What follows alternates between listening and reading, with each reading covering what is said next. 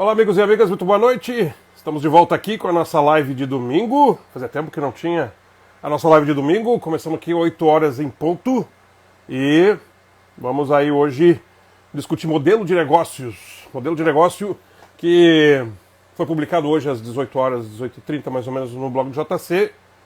E vamos discutir aqui com o Rigoberto Costa, como a gente vinha fazendo.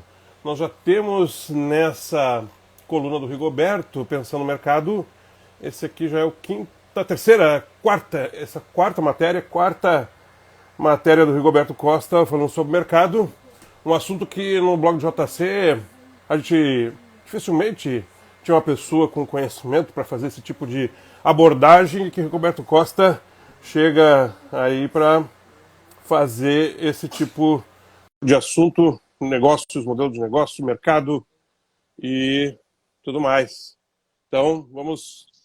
Tá chegando aí, Rigoberto. Boa noite, Rigoberto. Boa noite, Jota. E tudo aí, bem? tudo bem? Tá fazendo a introdução aqui. Estamos de volta, né, com a nossa live de domingo. Eu gosto tanto de conversar com você aqui. E lembrando o pessoal aí que sobre esse assunto tem essa coluna mais 3.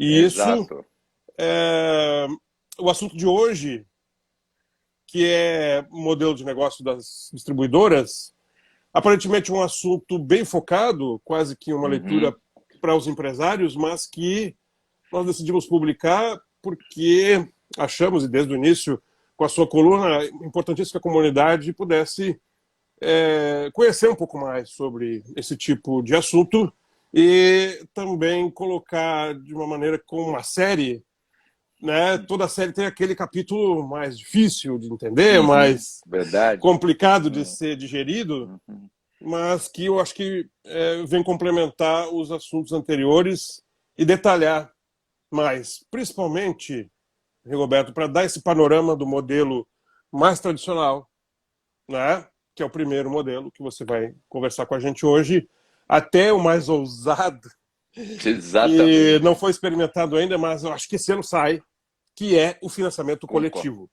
Já tínhamos falado sobre isso, não é, Rigoberto? Já. Nós vemos insistido, tanto aqui domingo, quanto na sexta, e não desistiremos.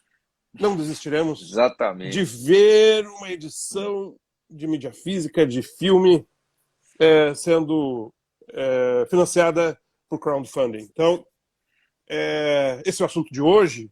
E comentem vocês aí, que depois a gente vai lendo o que vocês acham desse assunto. O pessoal no Telegram já batendo papo com eles ali, estão mais ligados ainda nas questões dos formatos. O pessoal ainda acha que o problema do mercado são as edições com muito material gráfico, que deixam as edições caras, e já abordamos isso aqui. Se você é um desses, que acha que o grande problema do nosso mercado é as edições muito luxuosas, com muito material gráfico, já abordamos esse assunto aqui, né, com um dos primeiros assuntos, que foi o que mais o colecionador precisa é opções. Foi a primeira dessa série. Leia lá para você se informar e discutir com mais embasamento. Isso é importante, porque isso já vem sendo testado. Já falamos aqui numa live anterior, né, Rigoberto, sobre uma edição, os SKUs, as edições mais simples até as mais luxuosas, como é o Repulsion, que ilustra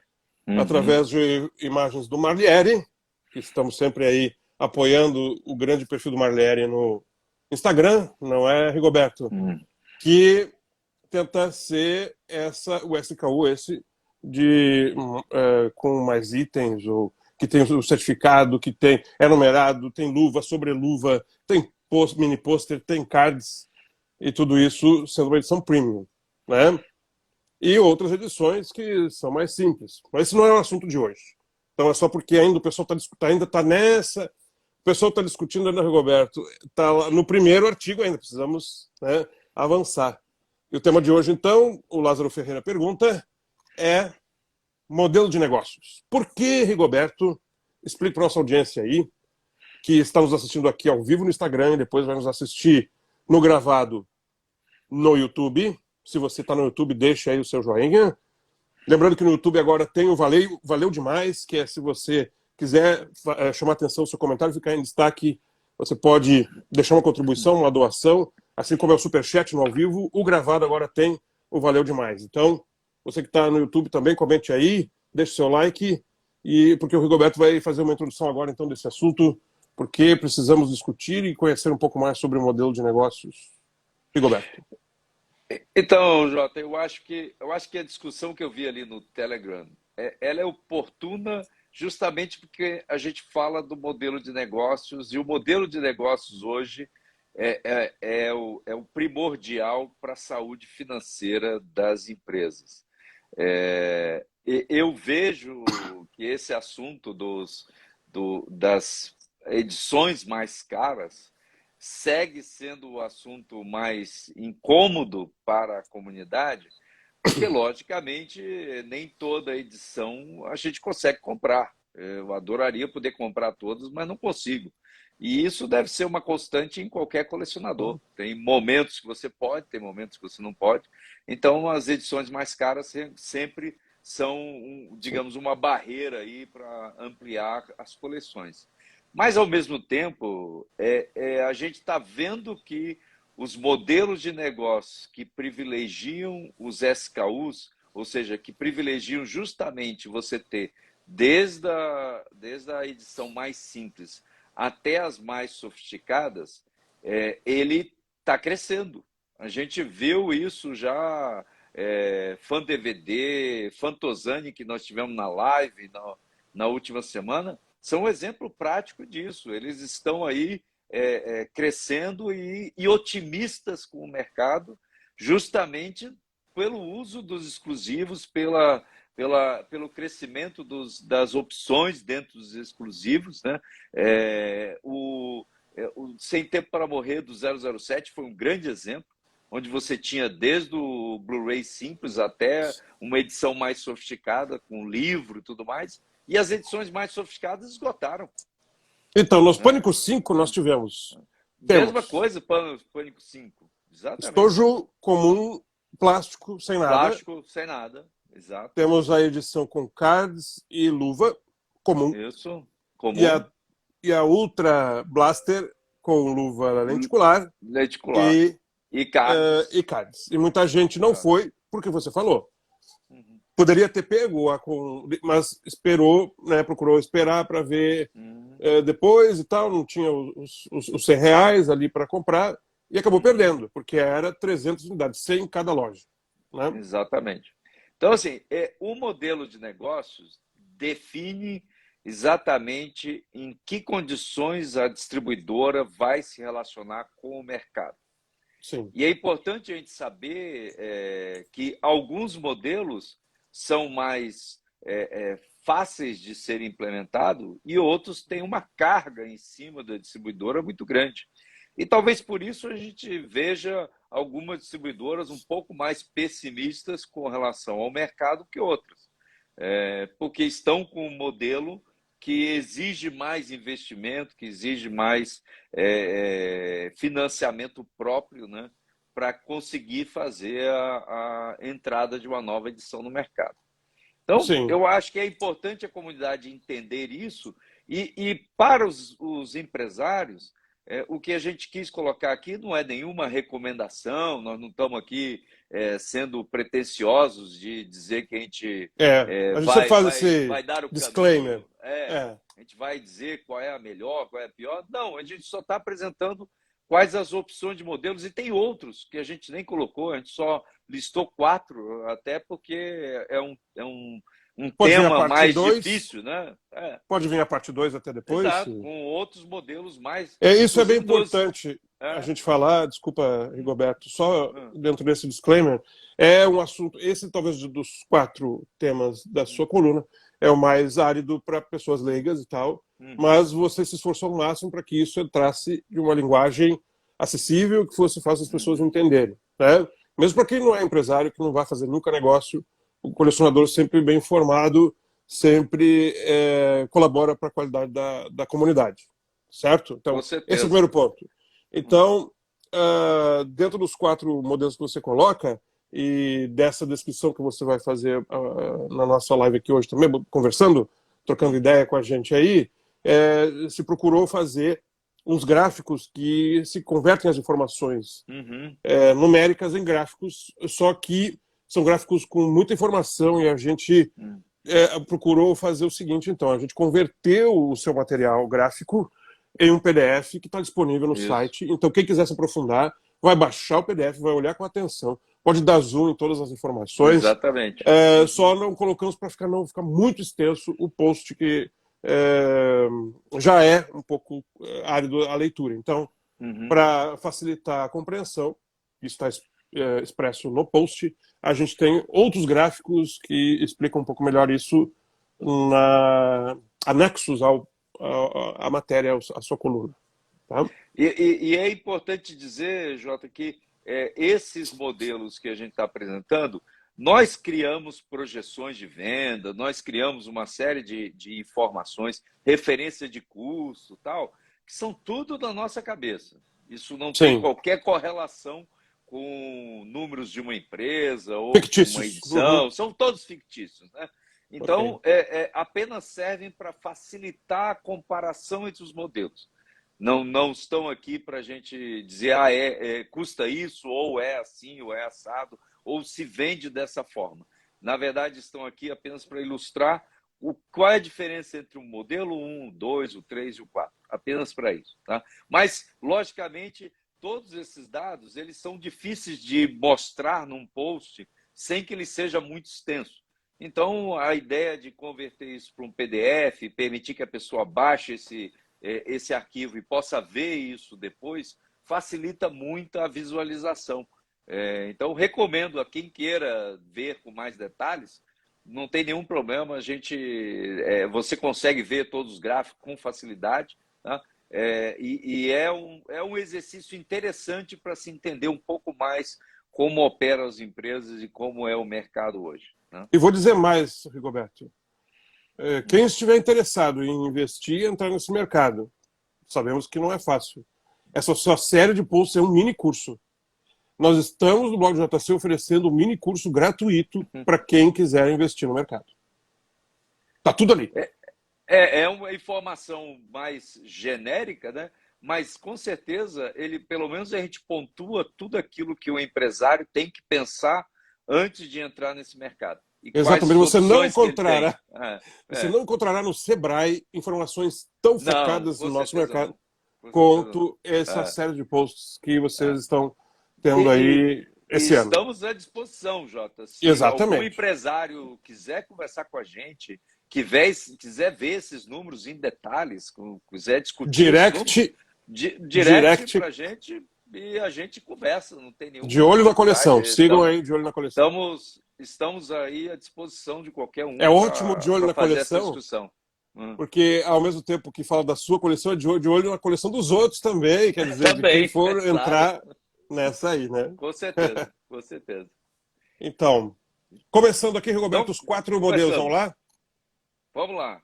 Bem, vamos falar primeiramente daquele que é mais comum, aquilo que é o padrão do mercado. Ou seja, você tem uma distribuidora que prepara uma edição, que tem condições de licenciar essa edição, e ela entrega essa edição para revendas que vão fazer efetivamente a comercialização para o usuário final, para o cliente final, né? Esse é o modelo padrão, é o modelo que a gente teve inicialmente no mercado, quando esse mercado cresceu. E as grandes empresas eram essas distribuidoras diretamente. Você tinha uma Warner, você tinha uma Fox, você tinha uma Disney, todas presentes no Brasil, todas elas responsáveis pelo desenvolvimento das edições, e a revenda eram as empresas que a gente conhecia na época, que eram as livrarias, eram as Fnacs da vida, era Saraiva, era Cultura, era Americanas, grandes lojas e que estavam com um forte apego à mídia física. Então, o mercado... Você imaginou se essas lojas aí tivessem ativas com tudo isso que aconteceu no pós-pandemia, hein, Roberto? Seria outro momento, né? A gente estaria com edições aí de 5.000 unidades. Fácil. Fácil. Principalmente Livraria Cultura, Saraiva, sabe? Que recebiam já... Americanas recebia edições mais premium, mas, bom, ela entraria nessa lógica de absorver as tiragens, né? Exatamente. Então, também entraria nisso, né? Eu acho fã que DVD nos ouvindo, hein? Olha aí, fã DVD, um abraço, fã DVD, tá aí. Muito bom. Então, assim, eu acho que seria outro momento, né? Mas o que a gente tem hoje é uma forte orientação ao online. Pouquíssimas lojas hoje vendem diretamente para o consumidor, loja física. O forte hoje está sendo a comercialização online. Mas isso não é uma coisa só desse mercado, isso é uma coisa geral. A pandemia, inclusive, acentuou isso com um crescimento muito forte de toda a operação online. As empresas fechadas, shoppings fechados, a única maneira de vender era o online. Então, hoje, o online é algo que está aí presente e não vai ter retorno para isso, né? Mas nesse modelo, Jota, o grande ponto aqui que é importante a gente comparar é que a própria empresa que licencia, e aí nesse caso aqui, o que a gente tem de exemplo é principalmente Cine.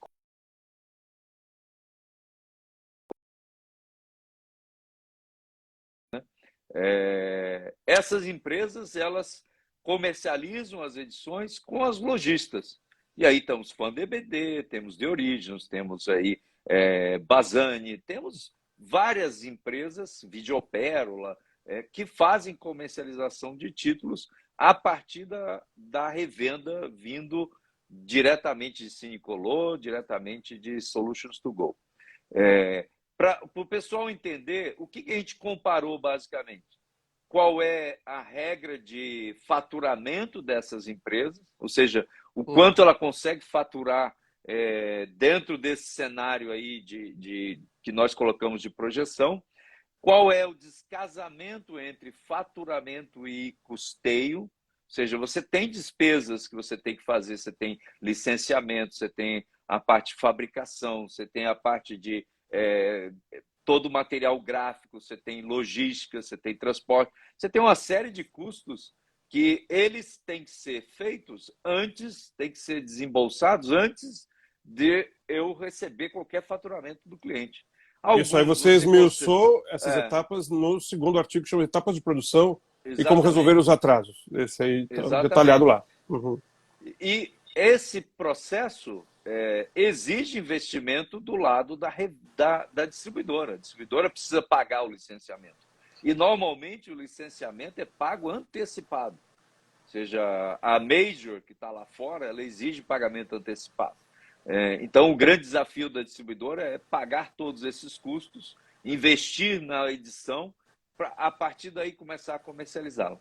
Como a venda via revenda, via distribuição, ela é uma venda em que eu tenho algum compromisso do lojista, ou seja, uma Fan DVD que vai comprar um título da Cinecolor, ela se compromete em comprar uma quantidade e, portanto, em pagar esses títulos, independente se ela vender ou não.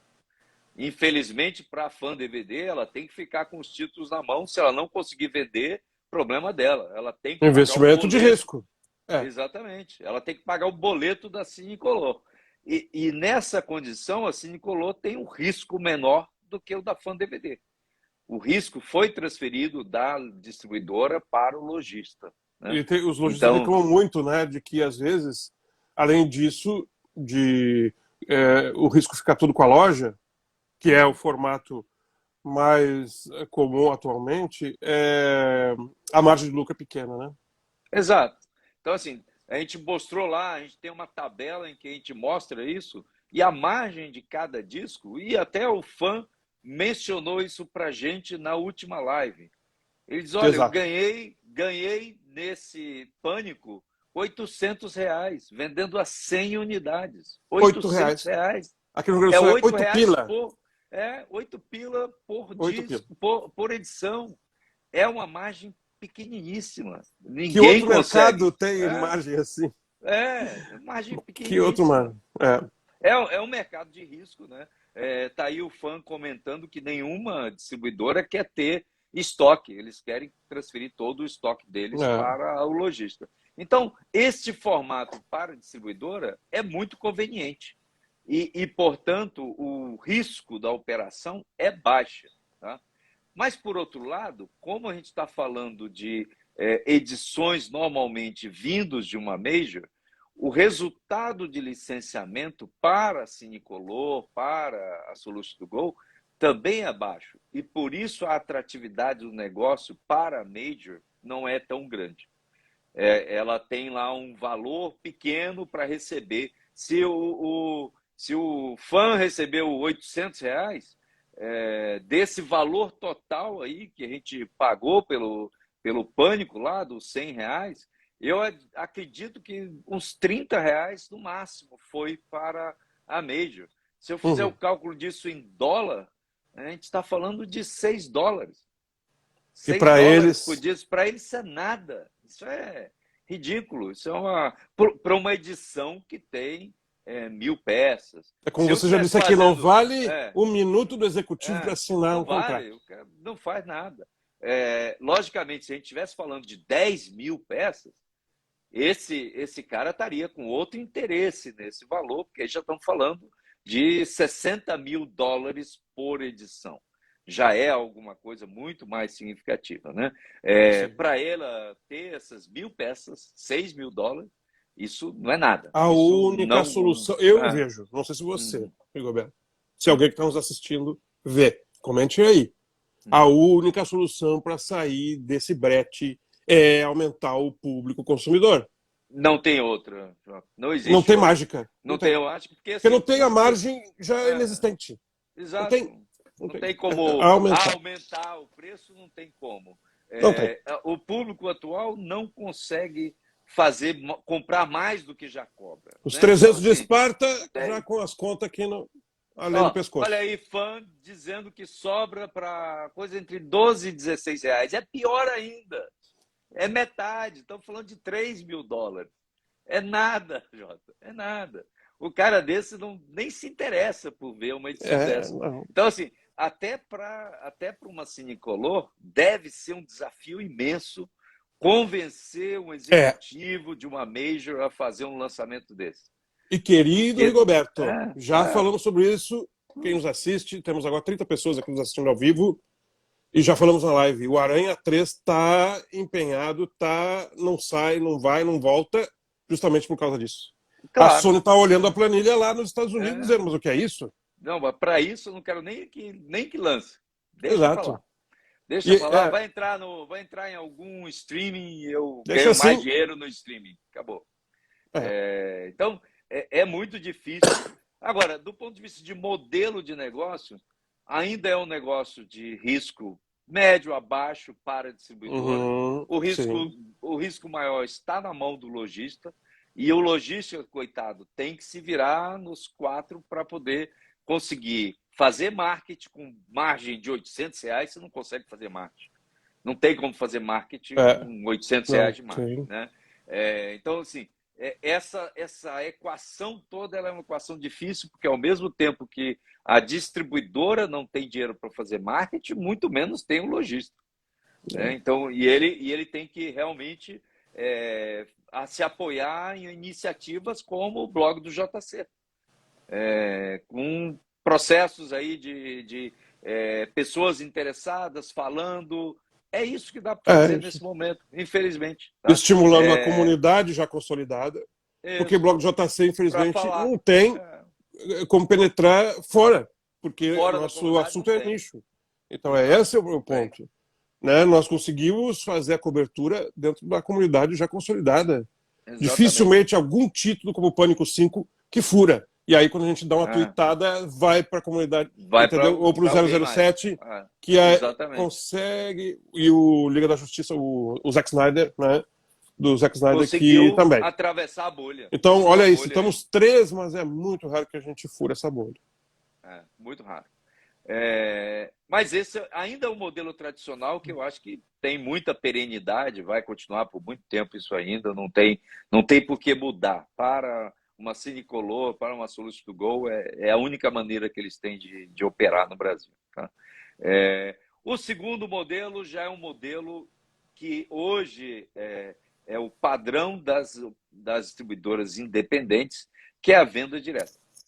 Essa venda direta, esse é o modelo de maior risco no mercado hoje, porque é um modelo em que a distribuidora tem que fazer todo o investimento sozinha, ela não tem nenhuma garantia de venda do material, o material é todo colocado em venda online apenas no canal daquela distribuidora, e isso restringe dramaticamente a abrangência do público ao qual ele atinge.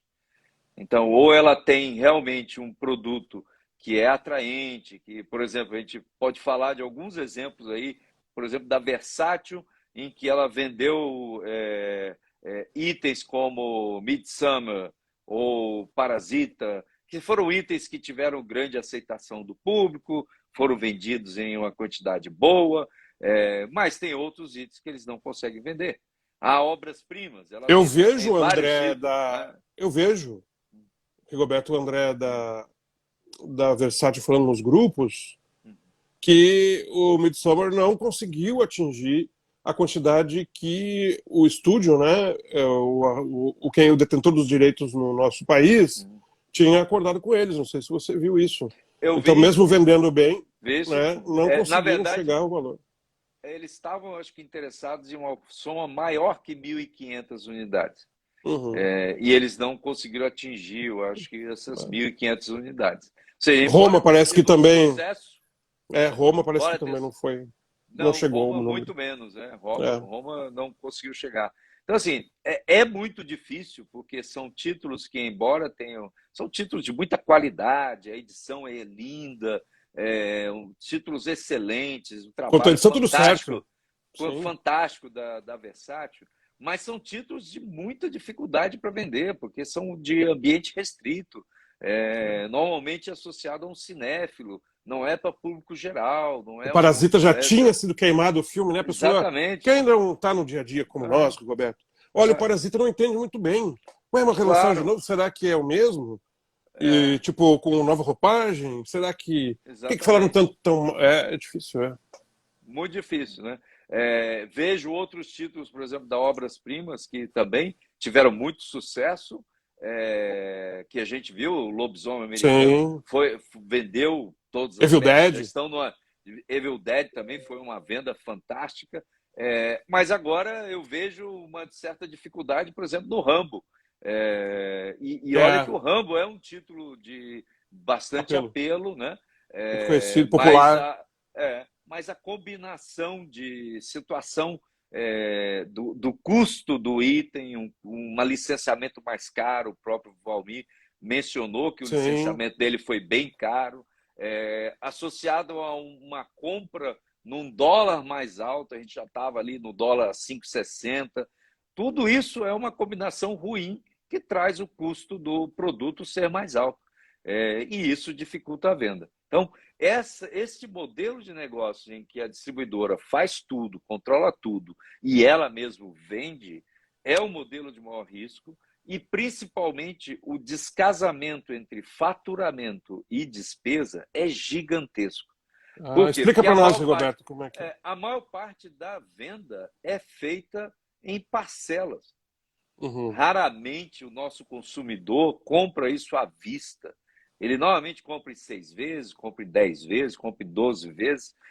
E essa distância entre recebimento e faturamento é grande. Eu faturo hoje, né? Eu vendi o título, faturo hoje, no entanto, eu vou receber esse dinheiro em 6 parcelas, por exemplo. Ou seja, daqui a 6 meses eu vou ter o dinheiro todo na conta. No entanto, o custo foi todo no início, foi todo antecipado.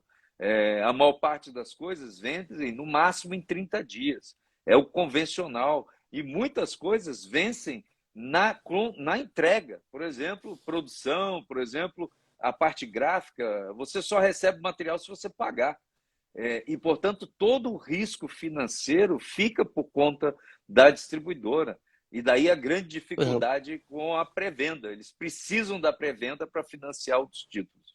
Mas, nisso da pré-venda, aliás, excelente audiência, Rigoberto, uma das maiores audiências aqui desse horário, 35 pessoas assistindo aí.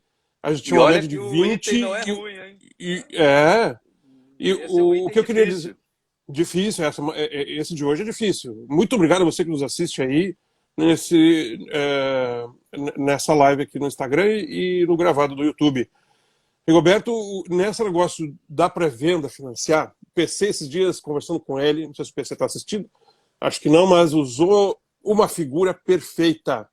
O empresário, e o PC está nessa, o PC está dos dois lados, está vidraça e pedra.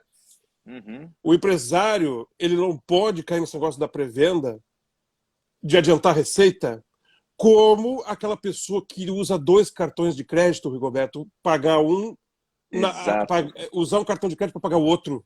Exato. Essa eu achei perfeita, essa relação. Essa é uma bola de neve. Exato. Porque então você que está fazendo o nosso curso, você que está fazendo o nosso curso aqui, não caia nessa. Mas o problema, Jota, é o seguinte, é que as empresas... essa é uma situação assim, não tenho como dizer não caia nessa. O que eu diria é o seguinte, busque alternativas para evitar cair nessa. Perfeito. Porque às vezes você tem que cair nessa, não tem muito para onde correr. Tá? Porque você tem daqui a pouco isso fixos, vira o único modelo.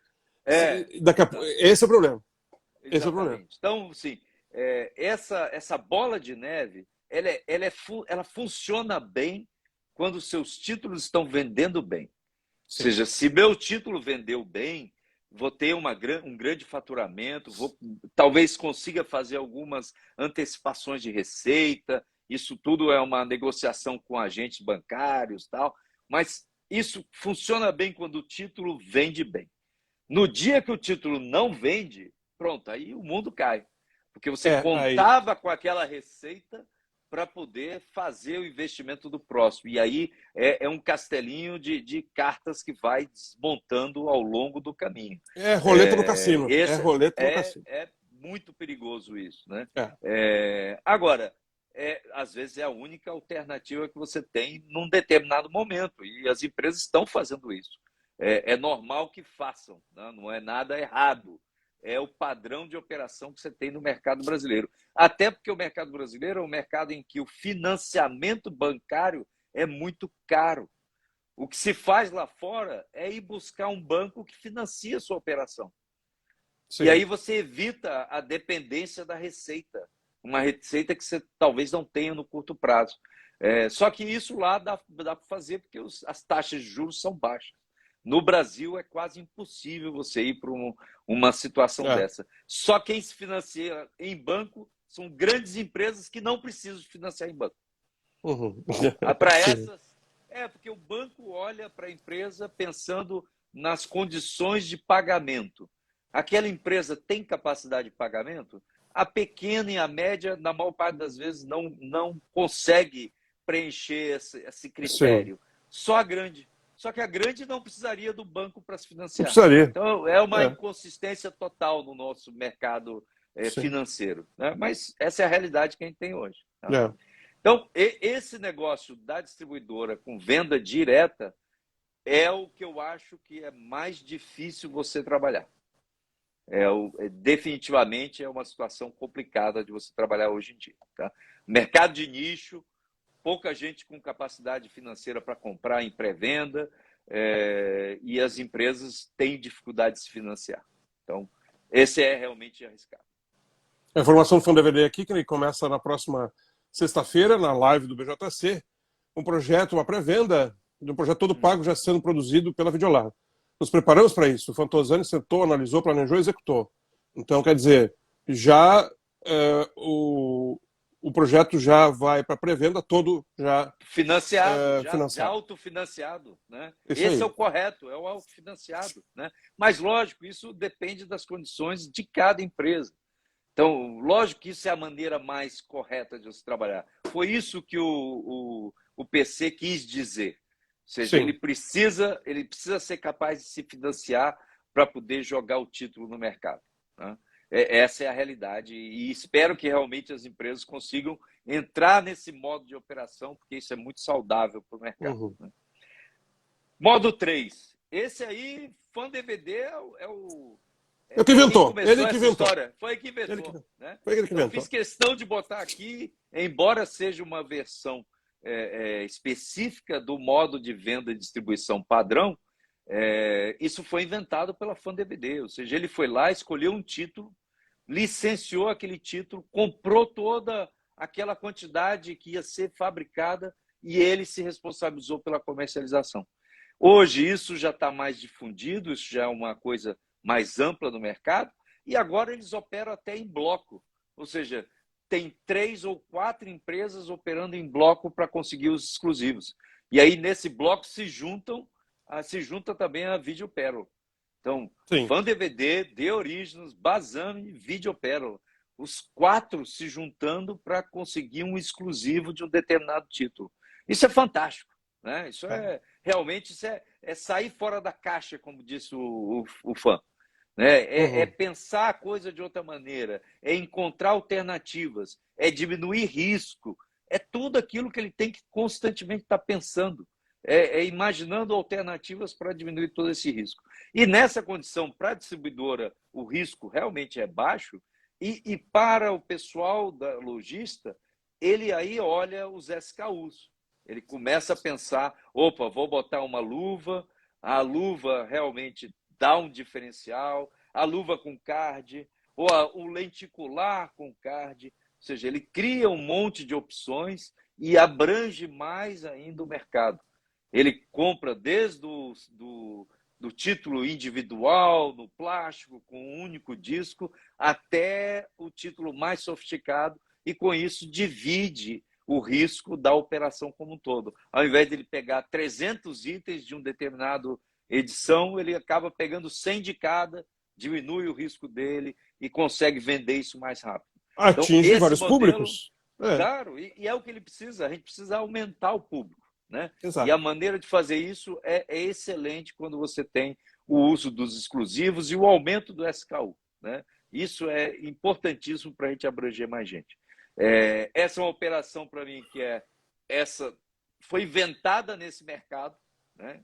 Essa coisa já existe no nosso mercado, mas a gente olha nos Estados Unidos e olha em determinados países, várias distribuidoras trabalham também assim. Tá? Só que não nessa condição de lançamento dos títulos mais recentes. Isso é uma coisa, acho que, meio única. Né? Se você pega, por exemplo, títulos mais recentes, você vê um ou outro título mais recente ter uma edição especial lá fora. Normalmente os steelbooks. E você tem, no mínimo, 2 ou 3 empresas nos Estados Unidos que sempre trabalham dessa forma, que é a Best Buy, é a Target e a Walmart. Os 3 sempre criam um SKUzinho diferente daquele lançamento padrão. E às vezes até com um disco exclusivo. Um disco exclusivo, exato. Tem um monte de material exclusivo, tem digibook, tem steelbook, tem um monte de alternativas. A negociação para a sua loja, vamos dizer, a Rigo Shop, para conseguir um disco exclusivo, deve ser uma negociação bem diferente do que simplesmente... Né, é tudo compromisso de licenciamento, Jota. Sim. E aí, porque não é só a mesma coisa, né? Não é só, ao invés de vender o plástico, vender um steelbook. E sim é vender um steelbook com um disco a mais de extras, por exemplo. Mas a loja com certeza está bancando isso, apostando de que a diferenciação vai fazer com que realmente as pessoas comprem lá naquela loja.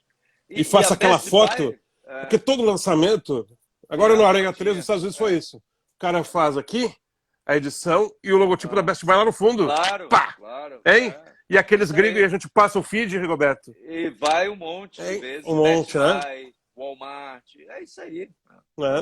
Então, assim, e o fã aí dizendo, basta pagar que você consegue. É isso aí. Então, é questão de licenciamento, Jota. E essas redes gigantes têm bala na agulha?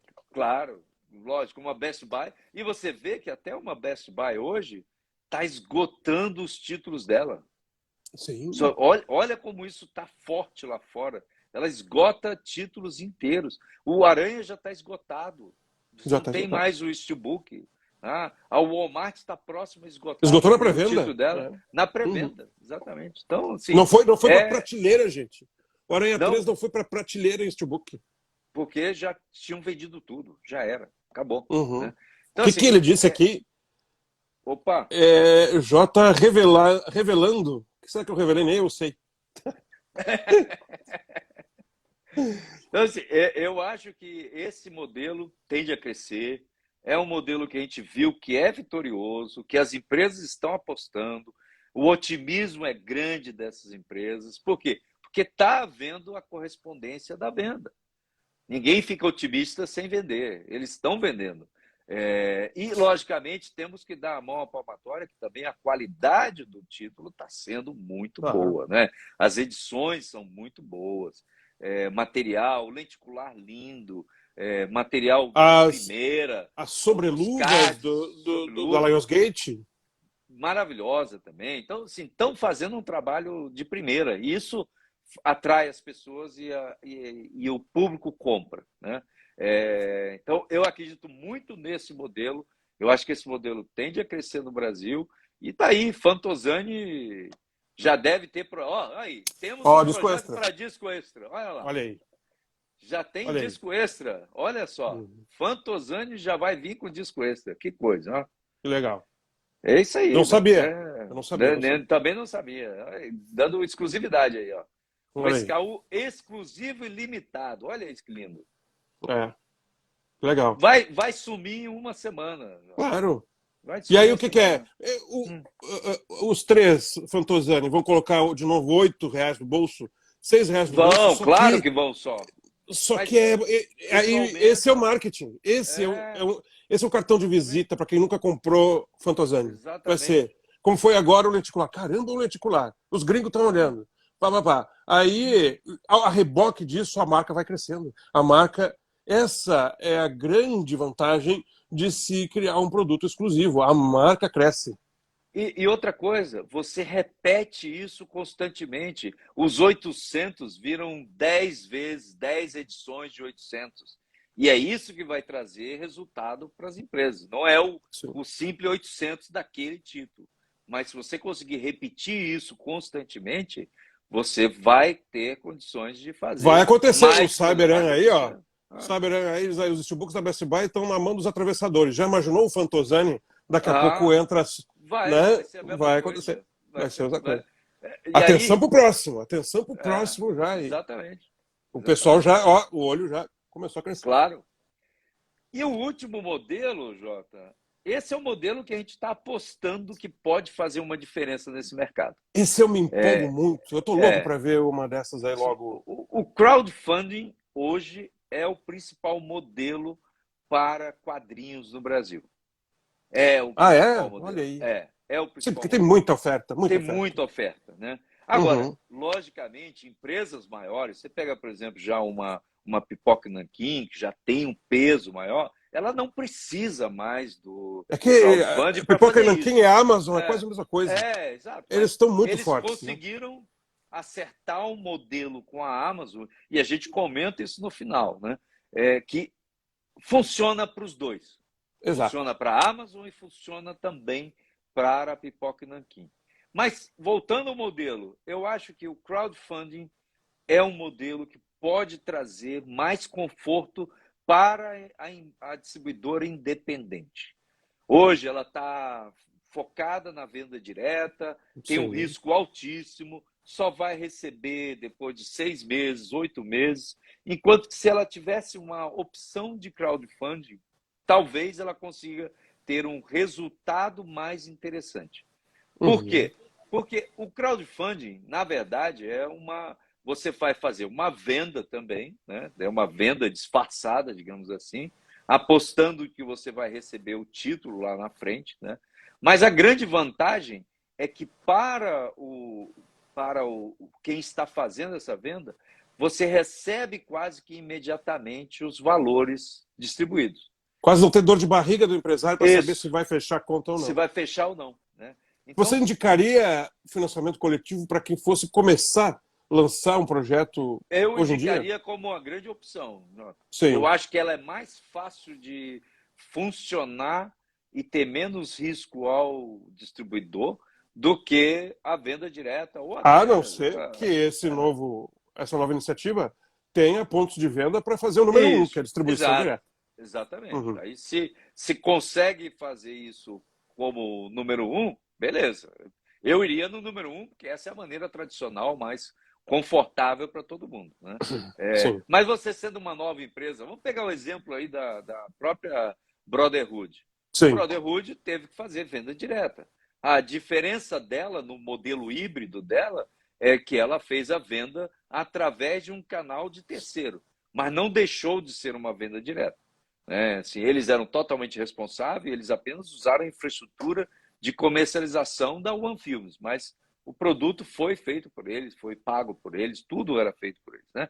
E ao longo do processo, eles migraram para um modelo misto, em que tinha mais de um canal vendendo.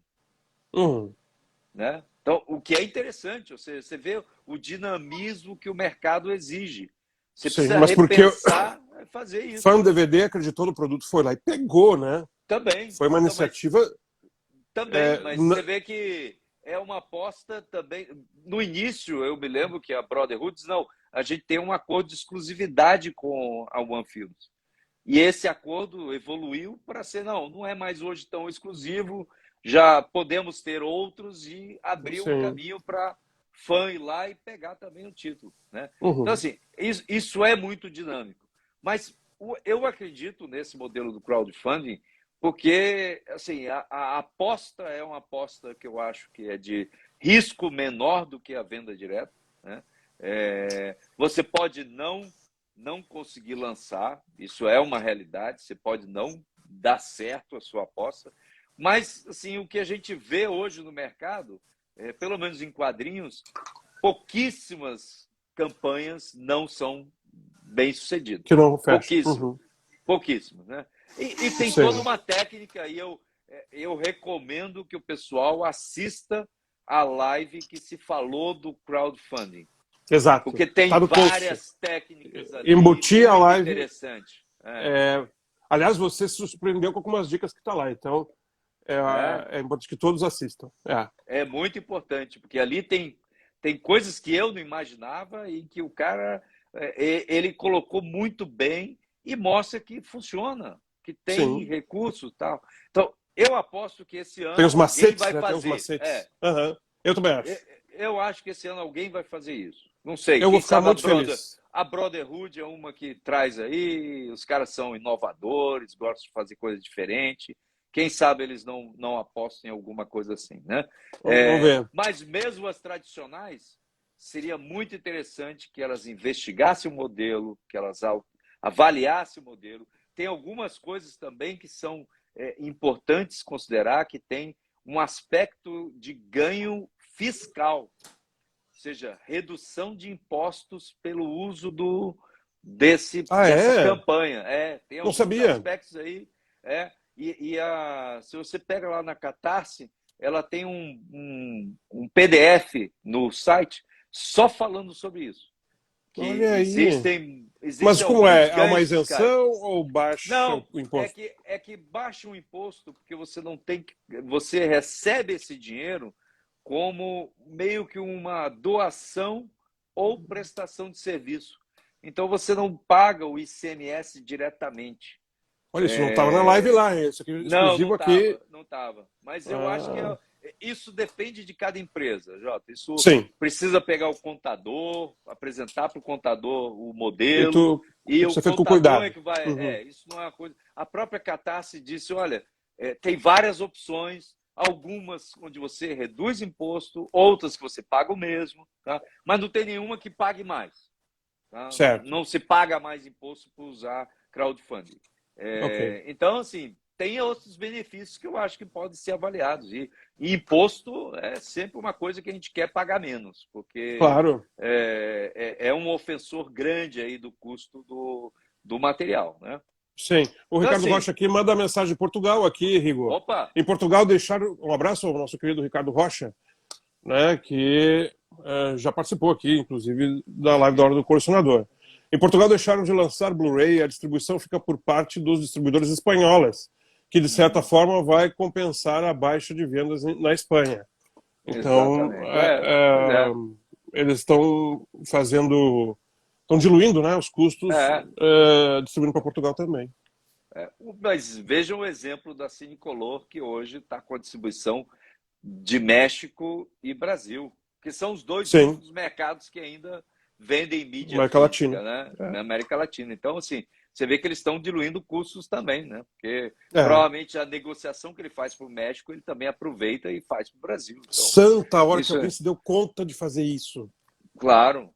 Isso é Nossa, importante. novamente parabéns à Cinecolor. Claro, e espero que ela avance mais ainda. Tomara. E que consiga colocar outras majors aí dentro do catálogo dela. Né? Mas você vê, Jota, todos esses modelos são modelos válidos, não tem nada aqui que diga que o modelo 1, ou 2, ou 3, ou 4 é melhor do que o outro. Existem condições de operação diferentes para cada um deles, tá? E num mercado em que você tivesse aí um público-alvo grande, sólido, tal, as 3 opções seriam excelentes. Excelentes. Não tem nenhuma delas melhor do que a outra. Agora, no nosso mercado mais difícil, com o nosso dólar ainda aí próximo dos R$5. Voltou a subir de novo? Voltou a subir de novo e provavelmente ultrapassa aí os 5 de novo aí até as eleições. Eu acho que as empresas têm que ser inovadoras. Elas precisam buscar alternativas, buscar modelos híbridos, estabelecer novas condições de negociação, apostar em coisas diferentes para que conquiste um público diferente. Se você vem fazendo as coisas iguais o tempo todo, raramente você vai ter um resultado diferente. Você vai ter o mesmo resultado. Então, o momento é para se apostar em outras coisas, né? E, portanto, a gente precisa que essas empresas sejam inovadoras. Eu estou muito satisfeito com o movimento que a gente está vendo aí da Fantozani. É um movimento saudável. Eles estão apostando, você vê que são empresários que estão arriscando seu próprio patrimônio para tentar fazer esse mercado funcionar e estão conseguindo bons resultados. Acho que a venda é o bom resultado para todos eles, né? E a gente vê apostas, você vê a Brotherhood entrando no mercado, assim, colecionadores se aventurando no mercado como empresários e assim, não é fácil, você já viu deles, eles já falaram o quanto foi difícil lançar a primeira edição.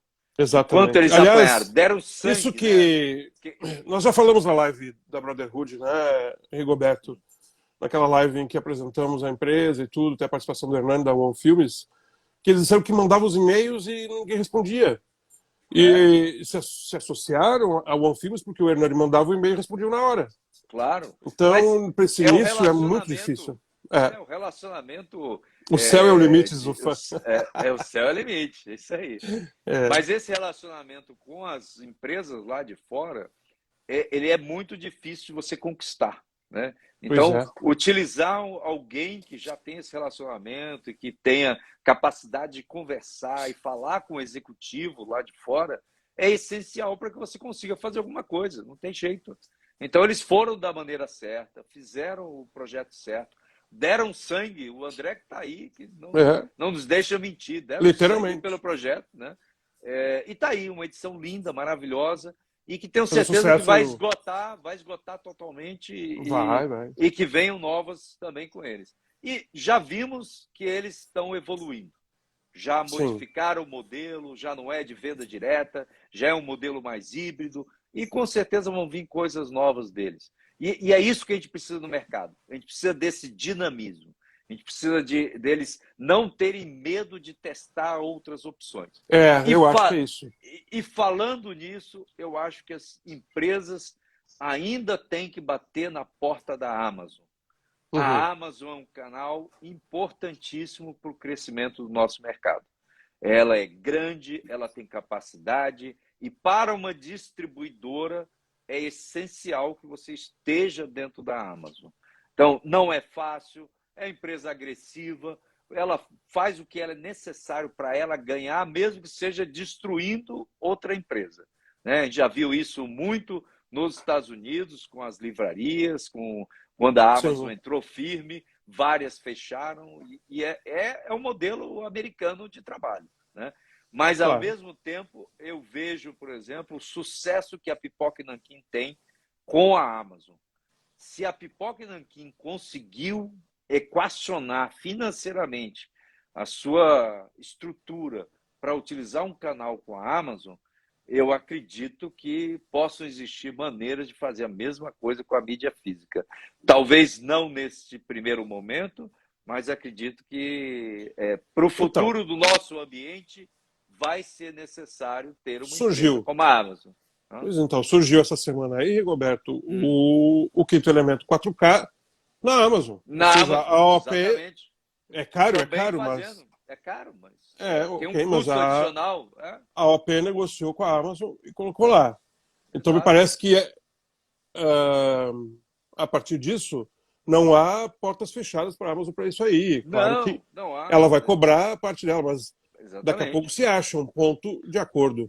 Né? Eu acho que esse equilíbrio ele pode ser atingido. E hoje o que é importante para mim é que se pense em como projetar uma edição, como criar uma edição que a Amazon já esteja dentro.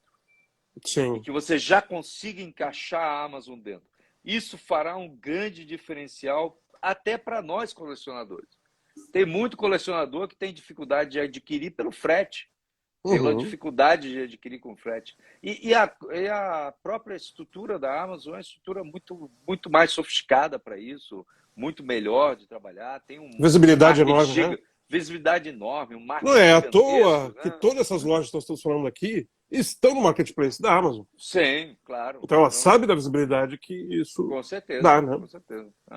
Então, eu acredito que se a gente tiver mais empresários aí, como Fan, Bazani, De Origem, Fernandão, aí, que realmente querem inovar, nós vamos chegar num momento em que tudo isso vai estar aí no mercado. Jota, você imagina 2019? Nós estávamos fazendo agora live falando sobre mercado. Não existiria mercado mais. Não existiria nada. Se não fosse o interesse desses caras. Até metade do ano de 2019, a coisa estava parada. 2018 ainda foi ok. 2019 estava inacreditável como a coisa naquele período mudou. Né? Então, assim, a gente teve lançamento de mais de 200 títulos em Blu-ray no ano passado. Sim. Isso é, assim... São 400... no período pandêmico. Exato. 400 então, assim, títulos. Você imagina isso? Até 2017, eu acho que a gente não tinha metade disso todo ano. Exato. Então, assim, era algo impensável. Ou seja, por causa de interesse aí de empresários, aposta desses empresários, é que a gente está tendo essas edições maravilhosas. Esse ano vai ser menos, mas vai ser menos, mas com muito produto diferenciado. Muitas edições especiais. Eu conto como SKUs, Jota. Eu acho que em SKUs a gente vai ter mais. Tá? Mas em termos de edições, títulos, você tem razão, vão ser menos. Mas eu prefiro que seja menos com empresas mais saudáveis. Né? Até porque a Versátil puxou a Versátil. Fechou o freio de mão. A Versátil. Aliás, eu gostaria que nós pudermos discutir depois em off uma próxima coluna sua analisando esses números pandêmicos, né? Que poderia fazer parte desse nosso curso. Porque a Versátil lançou no período pandêmico quase 90 edições. Exato. De 490. Comparando com obras-primas, vamos dizer, principal concorrente, com o mesmo perfil. Não vou chamar de concorrente, porque por causa dos títulos não são concorrentes, mas de perfil semelhante. A Versátil lançou o dobro da obras-primas. Não, a Versátil fez um grande investimento e agora em Blu-ray. Se retira. A Versátil se retirou agora, né, dessa iniciativa do Blu-ray, muitos Blu-rays por mês, dava 3,6 Blu-rays por mês. 3,6 Blu-rays por mês, né? Ela puxa o freio de mão junto com esse imbróglio da Sony, que não sabe o que fazer com os números. E o pause que dá com a troca de mão da Warner, vai baixar naturalmente. Vai baixar. É de se esperar isso. Mas, de novo, é importante que, se a empresa tem que fazer essa pausa para recompor seu caixa, é necessário que faça, é importante que faça, e venha depois com mais força, com mais capacidade, e que, ao mesmo tempo, reinvente a maneira de vender. Né? Eu acho que o importante é isso. A gente precisa também não só dar uma pausa para repensar, replanejar, mas principalmente para se reinventar e apresentar o produto de outra forma, utilizar outros canais. E isso, sim, pode trazer um outro patamar nesse mercado. Rigoberto, essa reinvenção, ela acontece desde o início da pandemia. Porque o que acontece, né? Voltando ao exemplo da Versátil, um abraço à família Mello toda, que se nós estamos assistindo agora, vamos assistir depois. A reinvenção, o André falou isso numa live o ano passado ainda, porque eles não sabiam lidar com o público consumidor direto. Muito então eles tiveram que abrir a loja deles.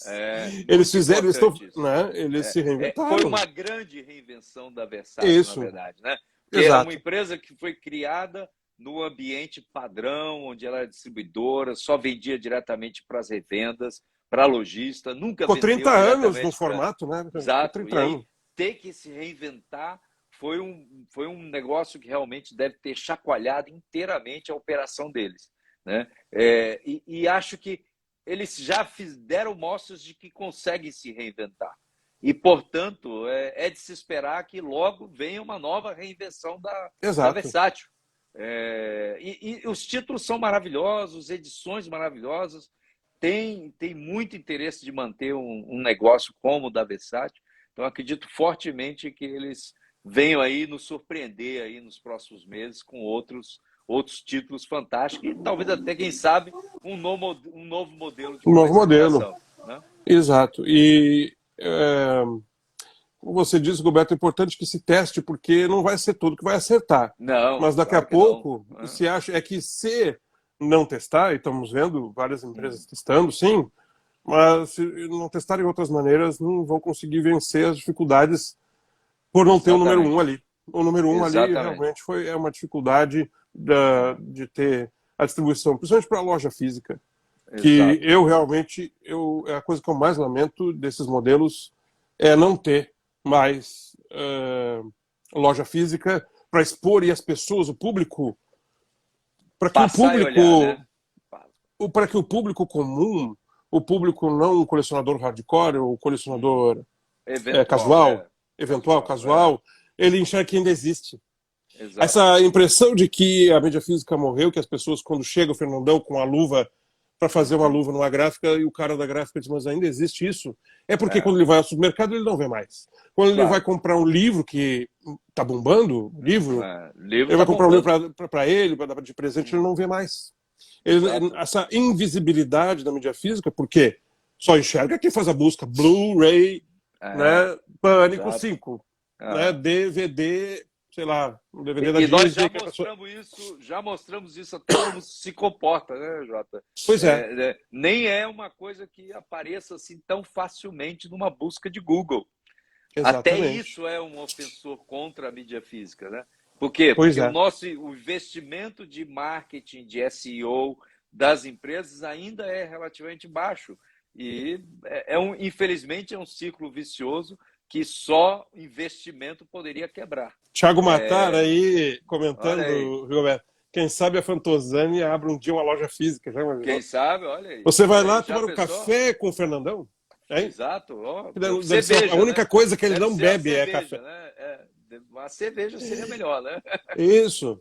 Uma cerveja com o Fernandão, tomar, né? Sentar lá, conversar com o Bazani. Seria fantástico, que certamente, né? Presencialmente, o Bazani deve falar muito mais do que numa live, né? Com certeza. Não, a gente não está falando. O Bazani tem loja física, Jota. Mas aí é que tá. O que acontece é que agora que as pessoas estão conhecendo. É agora. Ele foi. Porque primeiro era porque passava na fachada da Bazani. Né? Agora, com ele tendo a loja dele online, que as pessoas estão sabendo da existência. Exatamente. Né? E até aquela brincadeira excelente, que não me lembro quem foi que criou na live, em que distância você está da Bazzani. Que distância estamos, exato. Era uma coisa que representa essa curiosidade que as pessoas têm, não é? Exato. Então, e a gente ainda tem algumas lojas no centro da cidade, você tem... eu mesmo vi outro dia uma loja que a especialidade dela não é DVD, Blu-ray, é vinil, né? Mas está ainda em São Paulo uma loja física que vende vinil, Blu-ray, DVD. Né? Então, assim, essas coisas ainda existem, embora muito de nicho, muito restrito, né? Seria fantástico se a gente tivesse de novo as livrarias, as lojas maiores aí, podendo realmente vender mídia física no seu mercado. Mas essa é uma coisa que eu acredito ainda que esses empresários vão encontrar uma maneira de voltar a essas lojas físicas. Eu aposto que isso vai existir também. Eu acho que seria parte da evolução. Também acho. Mas primeiro nós precisamos... Nesses últimos minutinhos aqui, daqui a pouquinho a gente encerra já, quem está nos assistindo, mas tem 31 pessoas aqui com a gente. Muito obrigado a vocês que estão aí comentando também. Tá aqui a Jéssica aqui. Bazzani esteve sempre pertinho, ninguém sabia. Que querida Jéssica. Beijo, Jéssica. Mas eu queria comentar com você nesses últimos minutos o efeito Anitta, que rapidamente nós citamos na live de sexta-feira. Verdade. Mas eu queria ter falado mais, mas o tema sexta era festivo e tal, eu não quis me debruçar muito a respeito disso. Mas o que acontece para quem não assistiu a Anitta? Disse que está procurando no streaming Amélie Poulain, que era um dos filmes preferidos dela, e que ela não achava no streaming. Sim, e o Fonseca, verdade, de bate-pronto, poucos minutos depois, tira uma foto do DVD, vem ver comigo aqui. E já tem quase 1000 curtidas o post dele, e pessoas, aí eu queria que vocês observassem lá no Twitter, algumas pessoas comentaram, eu queria ter DVD, mas eu não tenho... exato. Não, mas eu não tenho player mais, eu não tenho mais, né? E de DVD até se encontra, mas do Blu-ray é mais difícil, né? E então, eu acho, Rigoberto, você é bem próximo desse assunto, aliás, foi a respeito desse lance dos players que nos aproximamos mais, né, no ano passado. Eu acho que player dedicado no Brasil vai ser muito difícil. Mas investir nessa galera, não importa a idade, né? Que tem desde o PS3 para cá, continuo insistindo, já falamos outra vez aqui. Eu acho que esse seria o caminho de ampliar, né? Então, aí lá a resposta para a Anitta poderia ser, né? Se você não... provavelmente ela tem um PlayStation 5. Um PlayStation, então, seu PlayStation roda, pega né? o seu PlayStation que vai rodar, né? Então, exatamente. Lembrar isso, as pessoas às vezes não lembram, acho que console só para jogo, né? Então seria uma coisa importante para ser trabalhado por todos os interessados. Nós já falamos no outro artigo exatamente desse volume. Já. Pois é. Nós estamos falando em milhões de players no mercado que podem ser usados e a pessoa nem sabe que consegue usar. Né? E isso, infelizmente, exige aí uma comunicação, exige você falar com esses outros ambientes que discutem games e falar que a mídia física existe. Tem uma chance aí, Rigoberto, que a Jessie comentou na live de sexta e eu não tinha me dado conta, que é esse retorno aos anos 2000. Verdade. E os anos 2000 foram os anos do DVD. Do DVD, exatamente. Do 2010 do Blu-ray e os anos 2000 foram do DVD. Era uma chance da mídia física vir com essa coisa vintage, né? De novo, nessa década de 2020. Né? Que tivesse, se os ciclos são de 20 em 20 anos, de que se aproveitasse, então, essa década para a mídia física ser retomada. A gente vê, volta e meia, na imprensa mainstream, as pessoas falando de vinil, e até de cassete. Esses dias saiu uma reportagem falando de vinil, que o cassete está voltando e tal, de se aproveitar e se engatar nesse trem vintage aí e vir com DVD. E Fantozani enxergou isso e está vindo com edições especiais em DVD. Edição especial DVD, verdade. E é interessante, Jota, que isso é um movimento mundial. Não sei se você chegou a ver a venda do último mês de Blu-ray e 4K cresceu imensamente nos Estados Unidos frente ao DVD. Esse é um ótimo assunto também. Pois é. Tá? E isso é uma coisa interessantíssima, porque havia muito tempo, mais de 2 anos, que o 4K não passava de 15%. E no Você último chegou a ele ler por passou que de que isso 21%. aconteceu? Qual foi o impulsionador? Homem-Aranha. O Aranha? Homem-Aranha. É, Homem-Aranha vendeu 34% em 4K. Que loucura! 34% Incrível. em 4K. E você imaginando que a tiragem do Homem-Aranha foi uma tiragem de mais de 500 mil unidades, Olha aí. 34% em 4K. Tá? Outros 38% em Blu-ray. E só o restante, menos de 40% em DVD. Bom, Né? as pessoas pegaram esse Aranha, compraram 4K sem luva, compraram 4K com luva, Com compraram luva 4K e Steelbook. e Steelbook, exatamente. Todos eles Fizeram, no mínimo, vendidos. uma trinca com o mesmo filme. E tem gente, Rigoberto, que diz que embalagem não importa. Pois é, né? Pois é, né? Logo para melhor repensar os colecionador. seus. Logo para colecionador. Pois né? Pois é. É difícil E algumas detalhe, coisas. teve ainda o 4K em Steelbook diferente na Europa. Sim. Com outra arte, né? Com outra arte. Exatamente, com outra arte. É bem comum, Muito comum, né? Então, sim, as pessoas venderam e vendeu muito. E aí, quando mais. saiu com aqueles 90 minutos de extra, vai de novo todo mundo comprar. Claro, vai vir uma edição com todos os aranhas aí, desde o 2000. Vai vir a edição Ultimate da Sony. A Sony vai espremer isso aí. E vai vir com 2, 3 discos de extras. Com certeza vão fazer muito. Né? E quem já comprou vai comprar de novo. Você vê que tem muita oportunidade, Jota. Não faltam oportunidades. Né? E, graças a Deus, os empresários brasileiros estão olhando para isso, estão apostando nisso, e o otimismo está crescendo, não está diminuindo. Tá? Embora a gente vá ter menos títulos esse ano, eu acho que em termos de resultado para as empresas vai ser um ano melhor do que foi 2021. O fôlego que esse negócio da Warner deu, hein, Rigoberto? Com certeza. Isso aí vai ser outra... Pode vir aí uma quantidade imensa de catálogo, uma quantidade imensa de... Opa! Tava uma chamada aqui. Meu pai me chamando, daqui a pouquinho eu ligo para ele. Eu acho que essa coisa, Rigoberto, vai depois ter um outro... A gente vai reviver isso quando a Sony se decidir... Com certeza, com certeza. Vai ser uma enxurrada de novo. Né? O único que lamento aí é a Disney. A Disney, essa eu acho mais difícil. Essa eu realmente acho que ela está ainda no movimento de sair em todos os mercados. Aí vê a Ásia, ela retirando de tudo quanto é lugar, menos o Japão, né? Tem uma venda muito grande no Japão. Mas, fora isso, eu acho que a Disney tem um direcionamento que está orientado a streaming e o investimento deles é esse. Pronto. Né? Muito bem. Mas, muito bom, Jota. Eu acho que excelente papo, como sempre. Bom. Já temos, inclusive, um horizonte para próximas matérias.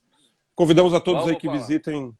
Vou deixar o link para quem está assistindo no YouTube, que é mais fácil, né? Vou deixar o link da matéria aqui no vídeo. E, como eu sempre faço, eu pego o vídeo e insiro, faço um Inception.